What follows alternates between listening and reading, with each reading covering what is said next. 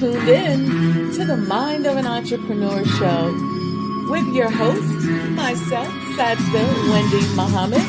I am a multi-million-dollar business developer. I have developed business and real estate around the world, and I want to share with you my mental strategies, my technical strategies, and how I made it in the world of business. So I don't teach theory. I tell you about my life and introduce you to people who can also share with you what they've done to become successful. This is a practical show.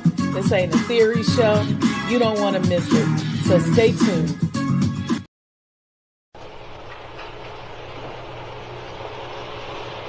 O Allah, guide me among those whom Thou hast guided aright, and preserve me among those whom Thou hast preserved, and befriend me among those whom Thou hast befriended. Bless me in whatsoever Thou dost grant me, and deliver me from the evil of what Thou hast judged. Surely Thou judgest, and none can judge against Thee, and he whom Thou befriendest is not disgraced. Blessed art Thou, O Lord, and exalted be Thee above what they set up besides Thee. I bear witness, nothing deserves to be served besides Thee, and I bear witness that Muhammad is Thy servant and apostle. Amen.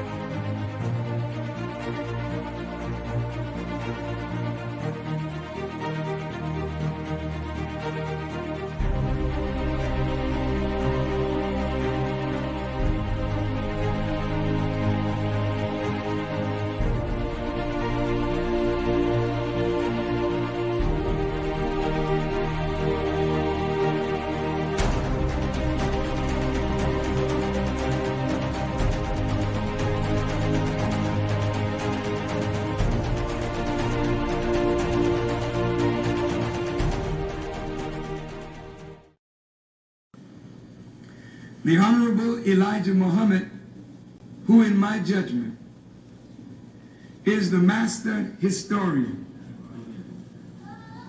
taught us that of all our studies, history is the most attractive, and it is best qualified to reward the researcher. History is most attractive. Why should history be most attractive? Because history is the recorded time of the human family in its struggle to overcome obstacles. There is no life that is without struggle. The Holy Quran teaches us that man, meaning man and woman, is made to face difficulties. And after difficulty comes ease. But it is history that guides us through difficulty. For if you know how people who had difficulty yesterday got through, and if your difficulty is somewhat similar, then today we also can get through if we follow the guidance of history. This is why Carter G. Woodson and many of our black giants fought for black people to know our history. Because in not knowing our history, we don't have a guide. And without a guide, we are lost. No wonder the Bible...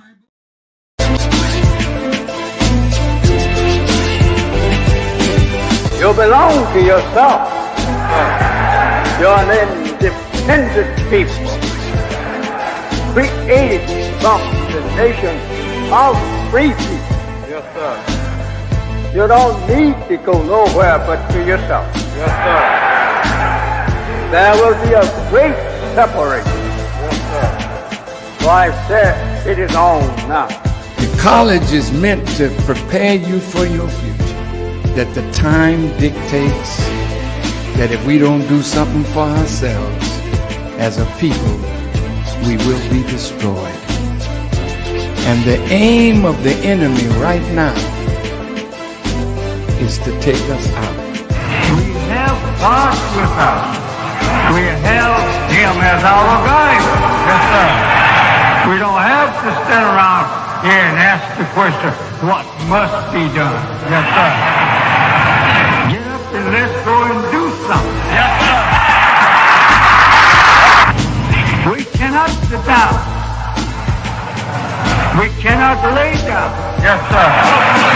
We must get up. Yes, sir. And go to work. Do you know what real joy is in life? Visioning something and bringing it into reality. That's real joy. Do you know what the next step in joy is? Behold how good and how pleasant it is for brethren to dwell in unity. Tonight, you need to fasten your seatbelts. We're going to hear from some of the greatest minds in the world. I don't know about you, but I'm tired of trusting our future and the future of our children into the hands of those who don't love us. I believe we need to revitalize black leadership.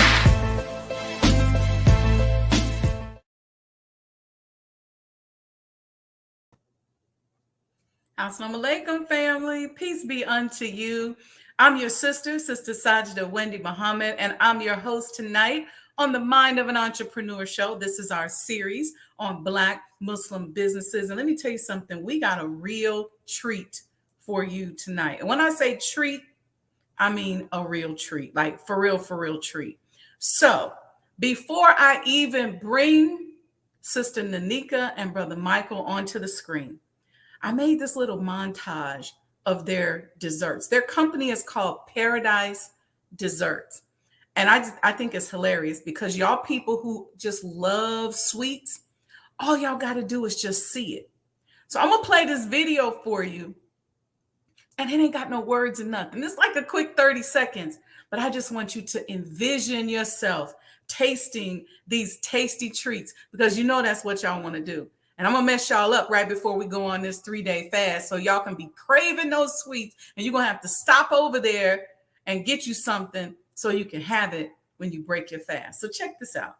Just check this out. Check this out for a second.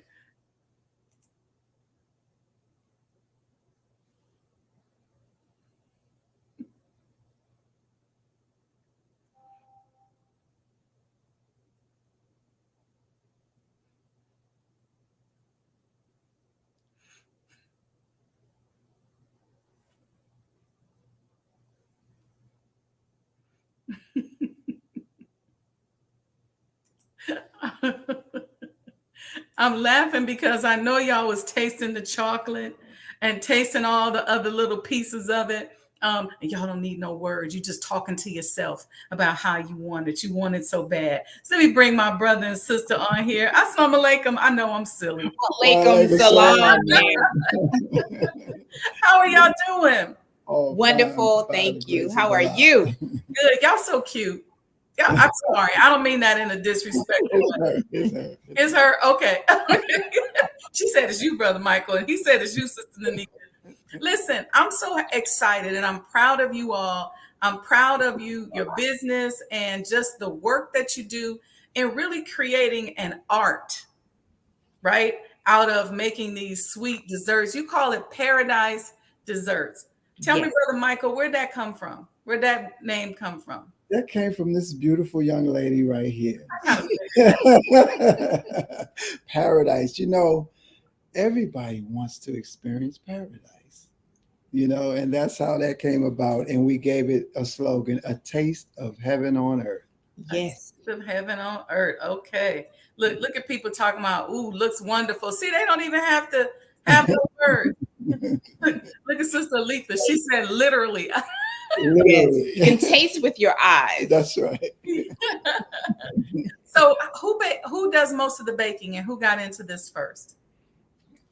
Well, Well, okay, that's a big okay. So story. so it started off. Sister Nneka started off baking the pie, the bean pie.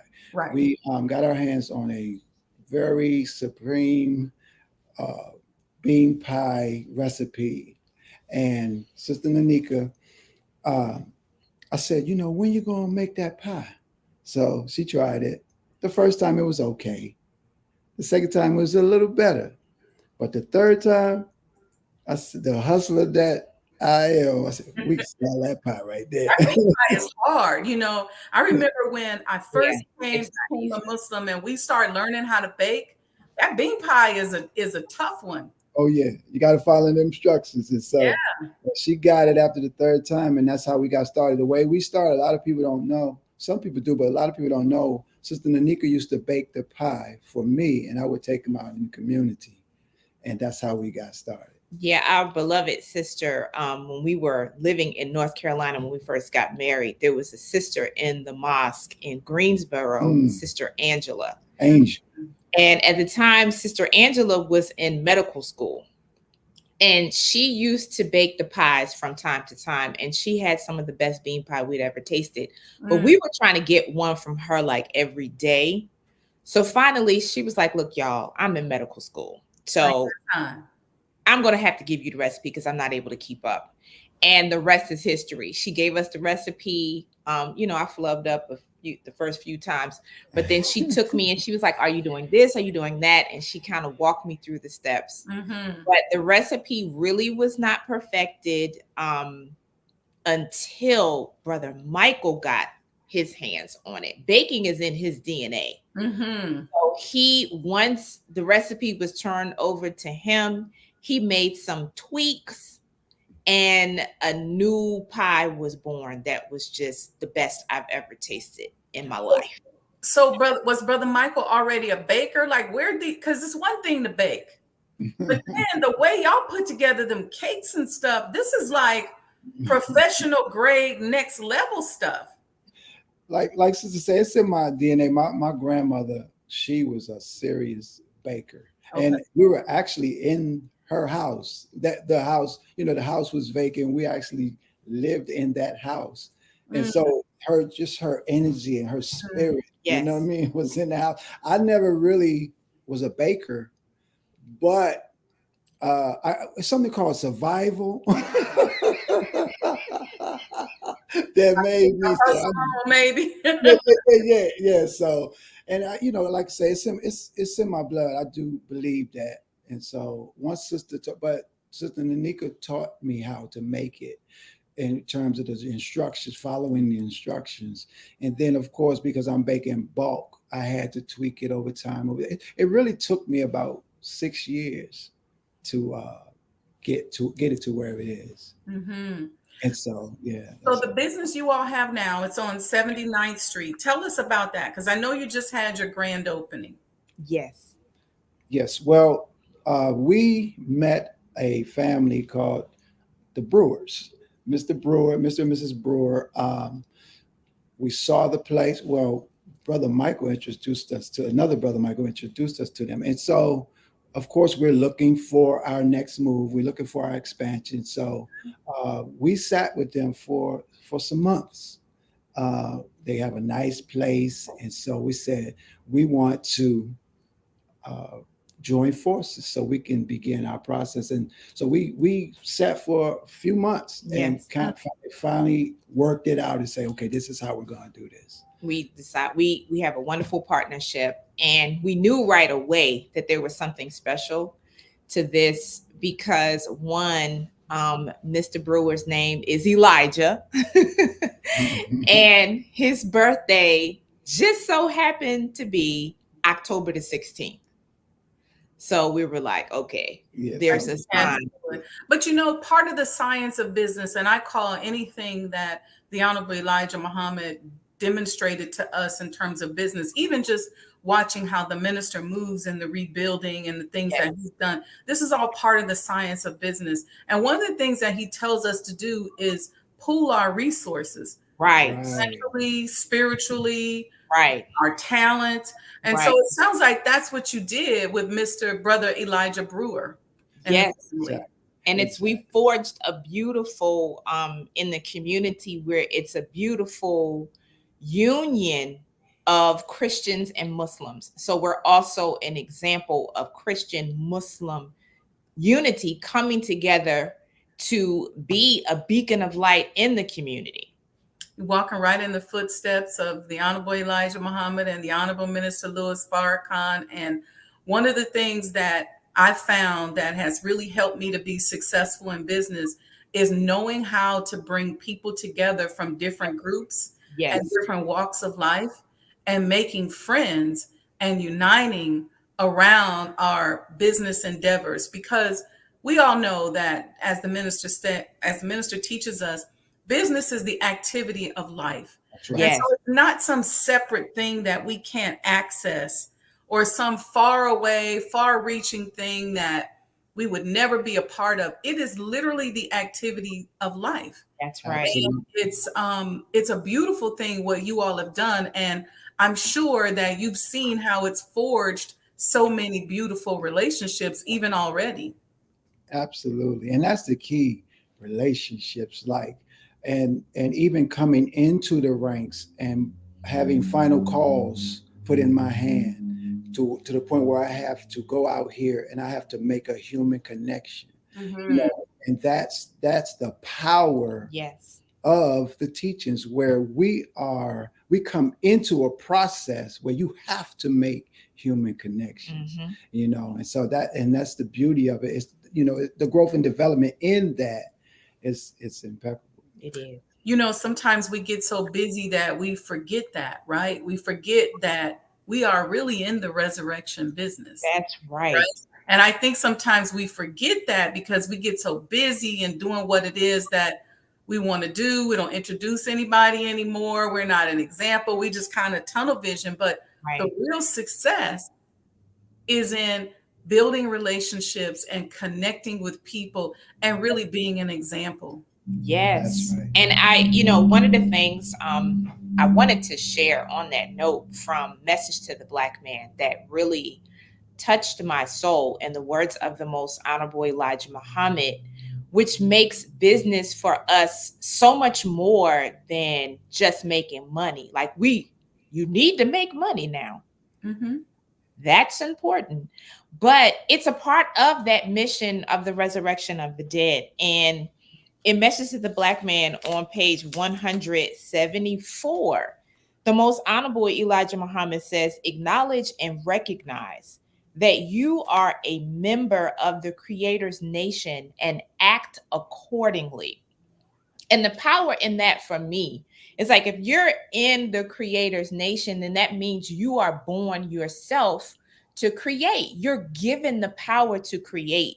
And the Creator, he defied impossibility when he created himself. So that already puts you in the mindset when you go into business that anything that you set out to do, the way has already been made for you. And there is nothing that is impossible that you set out to do in righteousness.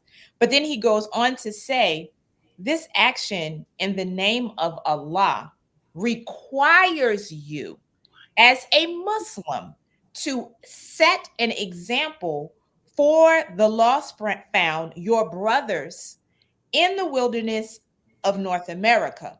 This requires actions and deeds, not words and lip service. Wow. And then he says, the following blueprint shows the way. Number 1, recognize the necessity for unity, that human connection that you're talking about, that my husband was talking about. Recognize the necessity for unity and group operation activities. Number 2, like you said, pool your resources physically as well as financially. Number 3, stop wanton criticisms of everything that is Black owned and Black operated. Number 4, keep in mind, jealousy destroys from within. Number 5, observe the operations of the white man. He is successful. He makes no excuses for his failures. He works hard in a collective manner. You do the same. So that makes it so much more than just about the dollar bill, y'all, and cash ruling everything around us. To add to that, sis, as you were talking, and when you said the phrase "resurrection of the dead," and I was kind of in that vein when we were talking about being in the resurrection business, following those principles and building those relationships, you're actually expanding on the resurrection of yourself. That's right.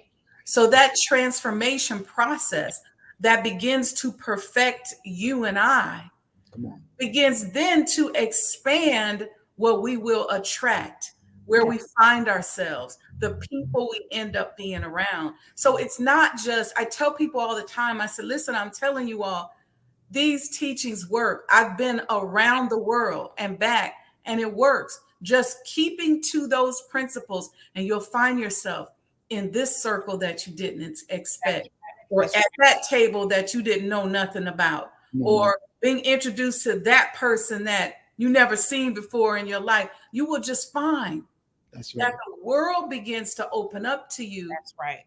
When you just follow that basic model. That basic model. Stay in the process. That's right.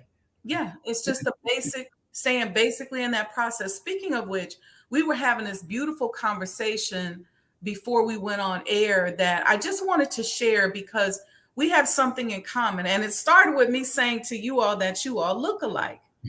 And we started talking about, right, like tracing DNA and how powerful it is that that we are the answer to the prayers of our ancestors. And here we are today, many of us doing things that are literally in our DNA. And I mentioned I'm reading this book. It's called this is my second time reading it, The History of Black Business in America. And Dr. Juliet Walker talks about how during Reconstruction, after the slaves were off the plantation, if you will, many of them went back to the very same professions that their people were engaged in several centuries before being kidnapped and brought here to America. And then I mentioned that when I traced my DNA and did the genetic study when I went to Africa, what I learned was my people were Muslims and they were business people. They were the ones who ran the trade. And I said, this makes sense why this kind of thing comes so easy for me. And so I want you to tell your story of your divine connection that we talked about before we came on air, because I just is beautiful. So we found out looking alike. Start with y'all looking alike. Right. So we look alike. And I jokingly say to people, it's because we're the same, we're from the same tribe, Mandingo, because people say that a lot, that we look alike. But in truth, both of us on our paternal side can trace our genes back, our history back to the same village in Jufre in the Gambia. And my husband is actually a descendant of Kunta Kinte. In fact, when Alex Haley wrote his book, he traveled to the area where my husband's family is from in North Carolina, and he interviewed some of the elders to get the knowledge that helped him to form much of the foundation for that book. And they were, in fact, business people as well. My husband's grandfather owned a whole section of what years ago was called Leetown in Yanceyville, North Carolina. He owned several homes. He owned several businesses and whatnot. In fact, he had endeavored to buy a home he had a home for all of his children, a home for all of his grandchildren. And that is in his blood. That's in my husband's blood, as well as the baking. from his maternal side. But then my family were the ones in that same village that they were the spiritual people that did the call to prayer. So, and we were also, our family was in fact Muslim. So it's a blessing that when my husband and I came together, unbeknownst to us, we were answering the prayers of our ancestors that we had been taken from when they were praying and looking for that good ship Jesus to bring them back to the village of Gambia, bring them back to their people, their land, their nation, and their God. When we were born and came together in Islam, were the answer to the prayer. Praise be to Allah. Isn't that beautiful? It's just so beautiful. I'm thinking of, do you guys know that one of my very favorite artists, her name is Sona Jabarte, and she's from Gambia, and she has a song called Gambia. You should look that up. It's very, very, very beautiful. But now I love that because I think sometimes we're out here flailing around on our own. Sometimes we feel disconnected. We feel, unappreciated or lonely. But when you really think about that, you're really just walking through the volume of the book as you're following the men who are walking through the volume of the book. But you and I are somebody too. That's right. That's right. That's right. Lord Farrakhan said, out of our longing and desire for change, we pray, and people are born into the world as an answer to our prayers. And so in reflection of that, and Jeremiah 1:5, before I fashioned you in your mother's womb, I knew you. So we're all answering the prayers of those who came before us if we're reflecting on it in that manner. Come on. And so the question becomes, whose prayers, Brother Michael, are you the answer to? You know what I mean? And that's how we move on a daily, consistent basis, And that reminds me of sister student minister, Dr. Nneka Muhammad. May Allah be may Allah be pleased with her. She used to say, you exist because the fact that you exist means that you are on Allah's mind. So you're not here by accident. Your steps are ordered. You are all a part of his plan. The fact that, somebody type this in the chat for me, the fact that you exist means that you are on Allah's mind. Yes. Come on now. Just let that sit with you. Let that sit. Yeah. Let that just sit with you. You might be going through all kind of stuff, but you're still here. You're still here. Still on his mind. Come on now. So what does that say about us that are on his mind? Come on. How he's ordering our steps. Come on. Business. See, I gave up trying to follow this corporate rule where you keep your spirituality separate from this. Right. I couldn't do it. Can't do it. I tried, and I'm not going to lie and say I didn't try. I tried to follow those rules as a corporate person, but I really did not start to be what I call successful until I stopped trying that. Come on. Because I realized I was walking into my God-given right. Yes. Right? Just like you all are walking in your God-given right. You're talking about people in your family who were in business, people in your family who were Muslims, people in your family who were baking cakes. And a lot of this we didn't even know. I had no idea that on both sides of my DNA that they were Muslims. And I had no idea that they were business people who ran the trading posts. Look at that. And I've always been fascinated with world history and trading posts. It's just always been my thing. The Silk Road, and I love watching those medieval movies where they got to go to the trading post. And I always said to myself, why do I like this? Now I know. That's right. And then I shared with you too, just as a fun fact. So like I said, my husband. I ain't say it, Brother Michael. I already know. But it's just some fun fact. I mean, how these things carry over. But Kunta Kinte, he ran. He had a gift with running. and one of his feet were severed. Well, my husband, his family, if any of those men in that line, they all can run. They're athletic, built very much the same, and they all have issues with their feet that eventually require some kind of surgery, so their foot ends up getting cut. I ain't say nothing, Brother Michael. I ain't say nothing either. I ain't got nothing to say. Let me move on. Yeah. Fun fact. Let me say this. Here's another fun fact. So I like to walk and I like to travel. I could be very nomadic, but I realized I come from nomadic people. So I'm Fulani on both sides, and so they're nomadic.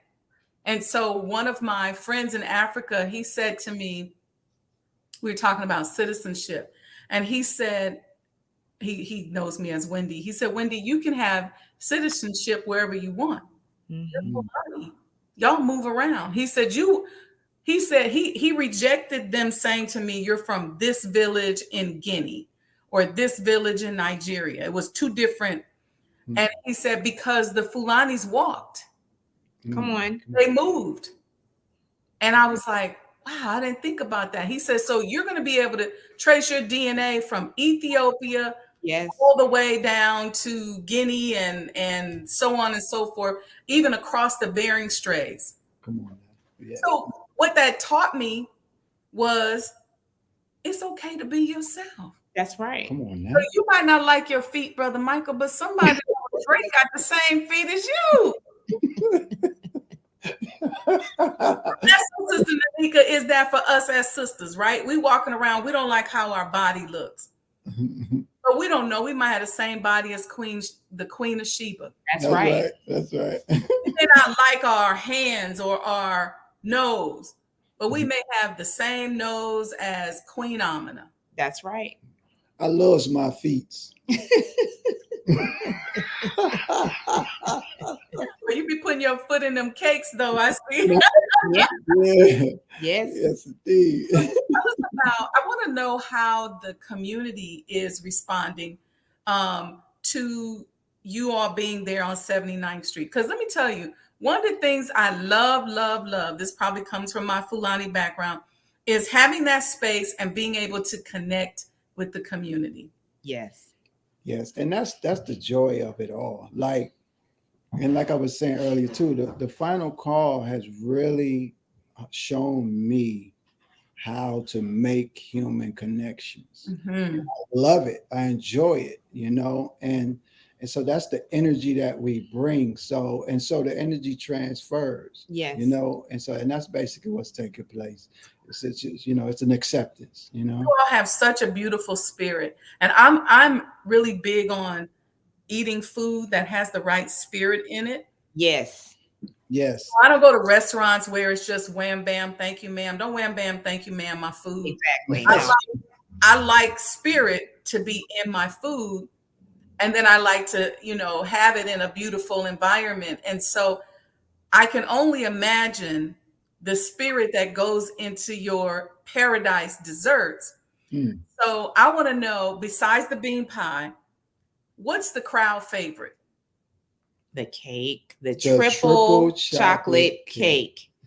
That's tell her what it is. So it's a chocolate cake with a chocolate fudge frosting, and it has a chocolate ganache drip. Drip. What? Did you say drip? Drip. Drip. Look, she taught me how to say certain things. Like I was making a vanilla buttercream cake with caramel in the middle. Right. Caramel. I'm from East Coast, so we say caramel. People over here say caramel. But caramel, whatever, whichever one. But I was saying with caramel in the middle. She said, no, that's a vanilla buttercream cake with a caramel ribbon. Yes. I said, oh, okay. That's what we're gonna call it. And that's another favorite as well. People love chocolate that. Drip. Yeah, the chocolate drip. Yeah. Okay. And what other kind you got the caramel cake? What other kind of cakes you got? Lemon, coconut? Yes, we have a lemon. We have a strawberry buttercream, and you can get it with a strawberry filling if you like. Or graham cracker base. Yes. Mhm. So So it's almost like you get the best of both worlds. So you get kind of like a little strawberry shortcake crunch with the moistness of the strawberry cake. and So delicious. now also the chocolate explosion cookie. Oh yes. That's another favorite. So that's a chocolate fudge cookie with 3 different types of chocolate chips. You have white chocolate chips, you have semi-sweet chocolate chips, and you have milk chocolate chips. And might I add, we, as you said, with the spirit in the food. So our main ingredient is love. Yes. And out of that love, we work to ensure that there's the finest ingredients in our desserts. So our desserts do not have any artificial color. Even when you see the cakes that are elaborately decorated with the different colors, we do not use any artificial colors. We do not use any artificial flavors. So it's non-GMO. We do not use any genetically modified ingredients. So only the good stuff. Yeah, only the kosher, halal, Yes. clean ingredients. Clean ingredients all the way. And then that comes through in the flavors as well. Now, do y'all do weddings, birthday parties? Yes. How's that work? Yes. So you would just need to place a custom. So we do custom cakes for birthdays, weddings, baby showers, you name it. Yeah, that bridal showers. One of those cakes in that display was our biggest cake. It was a 5-tier. The purple one. Right. Yes. And we did that for Brother Wakil and Sister Bahia. Their wedding. So that was 12. That was the biggest one we've done. 12-inch, 10-inch, 8-inch, 6-inch, and 4-inch. Right? Yes. 4 layers on each. And so that was the biggest challenge. And the top layer is covered in gold leaf. So I make the cakes. I saw that cake. Yeah, Sister Nneka, she recently got into decorating the cakes. She took a class and she learned how to do that. And that's her passion. Yes. So she taught me to sign, because I'm more of a natural baker. So I'll just throw the stuff together and make it happen or what have you. But Sister Nneka looks into the science of it and why this and why that. Baking is a science. So yes, it really is. Yeah. So you can't just throw. I'm just throw it. With cooking, you can go in there and say, I'm gonna throw some of this and throw some of that. No, you do that in baking, and you're gonna have to throw whatever you made out. So now that Sister taught me the science of the cakes, I make the cakes and then she put all that beautiful stuff on it. You all seem like you work together so beautifully, and it's such a dream. What is it like to be working together as a couple? I love it. So I've been baking for 25 years now. And of course, Sister taught me how to make the pie and everything. But it's kind of like it's kind of been like just me. Yes. I didn't like baking at first. Okay. And so recently, but I've been waiting. I knew it's gonna happen. I knew this day was coming. Come over to the other side. I already knew. Did you like baking in MGT class? Well, baking has never been my thing. I'm a great cook. Yes, that's me. But that was just one of the things where I was like, I could do it to be okay for Sister Captain to be like, all right, that's good, But now I flunked sewing. I did flunk sewing. I figure I'm just gonna buy my stuff. I did it first. Now I love it. So it seems like in my journey in Islam, which this year will be 29 years. 29 years in Islam. We just celebrated our 25th anniversary, but it seems like everything at a certain point, everything that I've run from I end up running 2. Don't say it, Sister Nneka. I'm not trying to sew. And I'm going to tell you, I honestly, as a younger MGT, I ran from sewing for 12 years. Look. But when I tell you, it's my passion now, and it's one of my most wonderful, it's one of my favorite pastimes. I figure I probably could do it, but I think the first couple of times, because back then Sister Captain would make you take it apart. So I came with this wrap skirt that I made. That she's like, no, take that apart. Yeah, No mistakes, and that's what you learn. Like how we're taught in our lessons, mistakes shall not exist. So when you sewing, that's a practice in that. No, take that out and do it again. I had to take the whole skirt apart. Yes.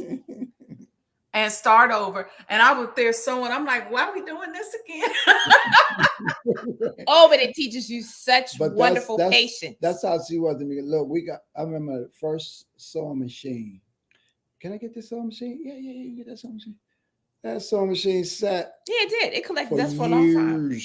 But guess what? It gets a lot of work now. I still have that same sewing machine. Yeah. It was a good sewing machine. Yeah. It gets a lot of work. And I thank Allah because that process of submitting, when I finally focused my mind to submit to that process, a whole new world opened up to me. And I learned a level of patience that I didn't know before.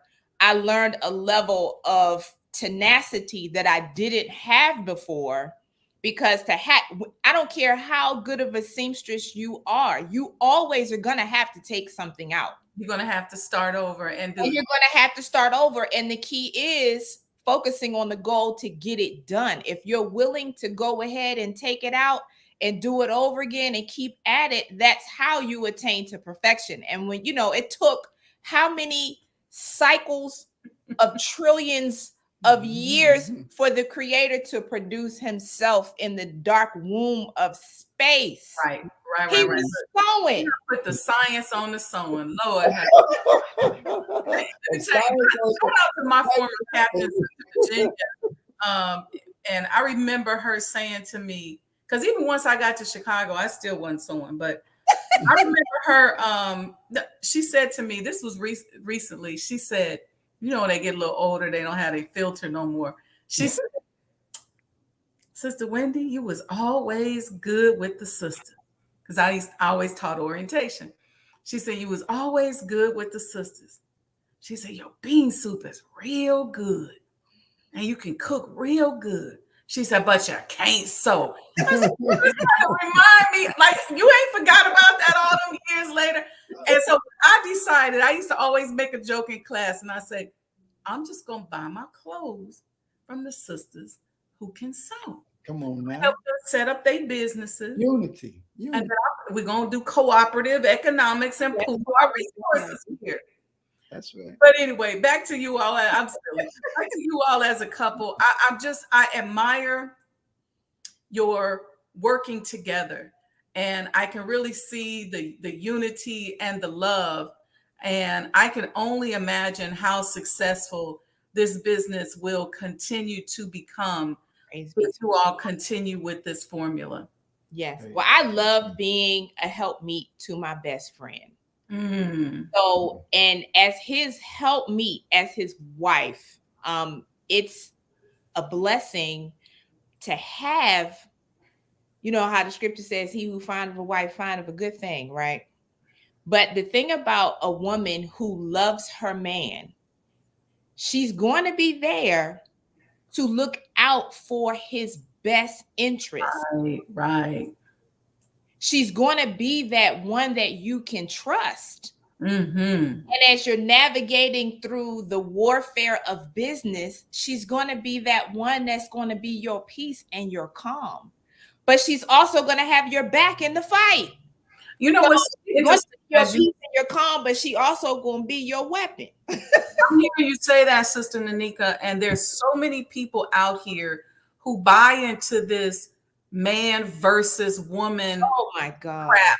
And it's always who's making more money and who got this and who got that. I tell people all the time, listen to me. We are at war. That's And right. one day you're up, the other day he's down, but let's stop doing that. Let's come together on principle. That's right. Now, granted, we can't neither one of us can be bums. We got to bring something to the table.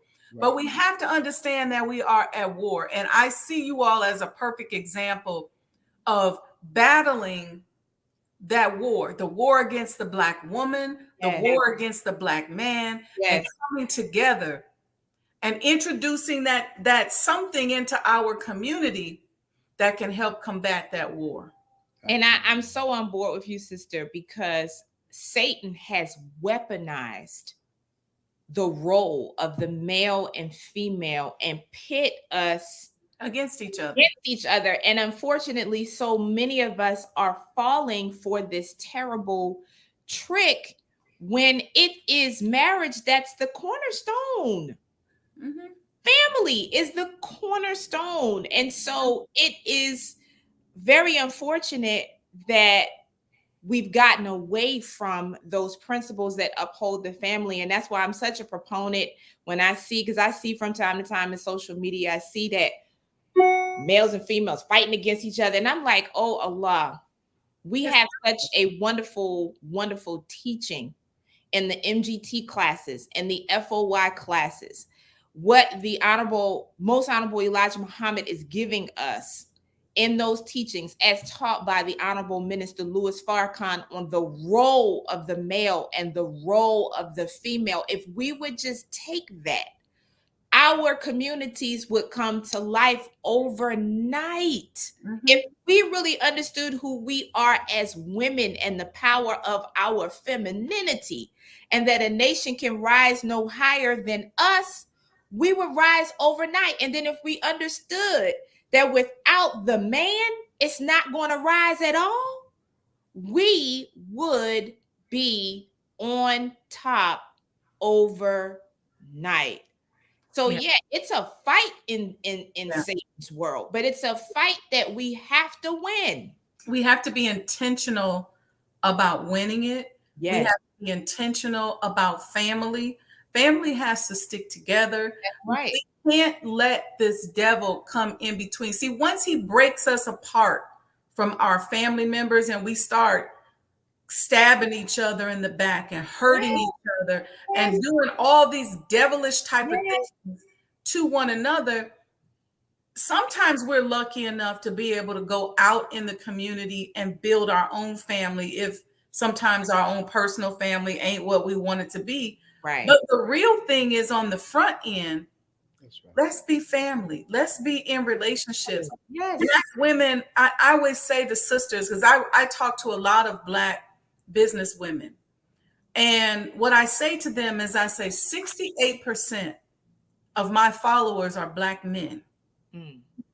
Why is that? Because I'm okay in my femininity. Come on. And I don't hate Black men. I don't have to say it. Come on.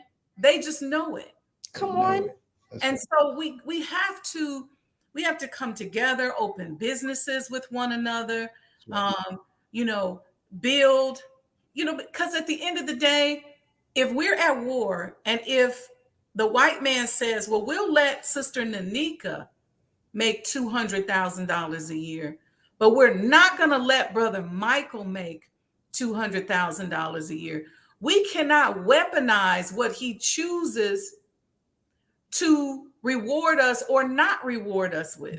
That's right. So we start criminalizing people who don't have the money. So the brother who don't make what we make, when in actuality, in a fair world, he may make more. That's right. We're not talking about brothers who just bums and living on the couch and don't want to do it. We're talking about Black men. That's who, right. if we were not at war, would probably be making millions of dollars. That's right. That's right. That's right. Easy. But we criminalize them because they don't have any money. And then their egos get all caught up and then they mad. They don't like us because we making a funky little $200,000. And then we think we all that. I mean, it's like, come on, y'all. Let's come together as a team. Come together. And that's why I refuse. It's certain things that as a Black woman, as a Muslim girl in training, there's just certain things that I subscribe to. I'm not going to subscribe to anything that is going to degrade my Black man. Yeah. And I'm not going to subscribe to anything that's going to degrade me as a woman. Mm-hmm. Period. So Mhm. there is no crossing that line with me. It's not happening.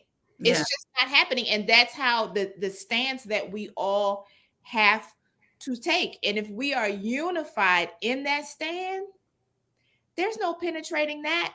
We serve a mighty, powerful, and invincible God that came 9,000 miles to save us. And he did not do that for us not to be successful. You all are a beautiful example to our community, a beautiful example to our children and our youth. And I just thank you for being that beautiful example and for your wonderful spirit. Thank And you. I pray that your business is more successful than you ever imagined that it would be. Praise And if there's any way that I can help and be of service, please let me know. Don't hesitate to reach out. Thank you so much Thank you. for Thank your you. blessing Thank you. and support. And may Allah also bless you just for having us on your show and giving us this exposure, that charity, that love. May Allah return that to you, and may he reward you so richly that your cups overflow. And then you have to go get some buckets, Teach, Mom. and you have to get some barrels, and then you have to get some big old tankers, and then those overflow too. And then we keep some of them tankers with all the blessings at y'all house and in front of your, we just gonna do it like this, right? We just gonna do it like this, right, Brother Michael? We just gonna do it like this. Yes, yes. Thank you all. Listen, may Allah bless you. Inshallah, I will see you all on Saturday. Bless you. Thank you so Inshallah. much. Thank Yes, you ma'am. so Thank much. you so much. You're welcome. Thank you so much. Assalamu alaikum. Assalamu Alaikum salam. What a wonderful show. I pray you all enjoyed it, and make sure you go to Paradise Desserts Cafe 55 at gmail.com. Order your cakes from them. Call them up, send them an email, and follow them on Instagram, Facebook, Paradise Desserts, and order your cake. Next time you need a cake, this is where you need to go, right here in Chicago. I know Brother Tori's going to get over there with Black Chicago Eats and cover them, but let's support our brother and sister. They're a beautiful example of what we're all striving for, which is that unity with one another. So thank you all. Thank you for watching today. Don't forget, if you like this content, make sure you like and subscribe to the page and hit the notification button, which is the thumbs up button, so that you check out the rest of our shows. We are right now in the middle of a series on the proper handling of people. I've tweaked it for us as conscious entrepreneurs. It's based on what was given to us by the Honorable Elijah Muhammad. And so we're covering that. This week is episode 4. So that is Saturday. Happy fasting for those of you who are getting ready to go on a fast. Some of us are getting ready to eat our last meal until Sunday, but it'll go quick. All right. And don't forget, during this blessed Holy Week, the birth anniversary of the Honorable Elijah Muhammad, please support the completion of the Honorable Elijah Muhammad House Museum. If you have not gotten your commemorative coin, go to sajdahouse.com. If you want to be a sponsor, just email me, sajdahouse@gmail.com. You can make a donation, credit card or cash. If you like using your card, I'm gonna make it easy for you to donate and participate. Just go to sajdaHouseDonations.com. And if you say, no, I like Cash App, that's cool too. $ Sajda Enterprises. Okay, but support. It's time for us to own and monetize our history. This home is where our nation was built. And if we love our nation, we should love the preservation of this home. From 1952 to 1972, this home served as our national headquarters. There is more history in this home than what we could even exhaust in one lifetime. So I'm sorry I didn't acknowledge y'all in the chat. Hey, Mom, she says, beautiful. Thanks for sharing. That brings tears to my eyes. Oh, that's so sweet. What else we got? Brother Victor Brother Victor said, yeah, she teaching the science of sewing. Yeah, sister gave me the science of sewing. I said, let me get off that subject before I end up sewing again, because y'all know me. Next thing you know, I'll be a clothing designer. 704 Joe tuned in from Dallas. Thank you so much. Jesus Hakeem, he's laughing at us. He says, so true. Sister Aletha, I know she looking at them sweets and stuff, those cakes and that triple chocolate. We got I plant and I sow, another seamstress. The fact that you exist means that you are on Allah's mind. That's from our beloved Sister Nneka Muhammad. May Allah be pleased with her. Okay, I see y'all up in the chat, Miss Iwana. I see you there. So thank you all. Thank you for joining. I see we had a lot of you all, and inshallah, we will see you Saturday for the Sajda Saturday Morning Coffee Talk series on the proper handling of people for conscious entrepreneurs. Don't go anywhere until the show goes all the way off. I got another commercial for you all. Peace and blessings.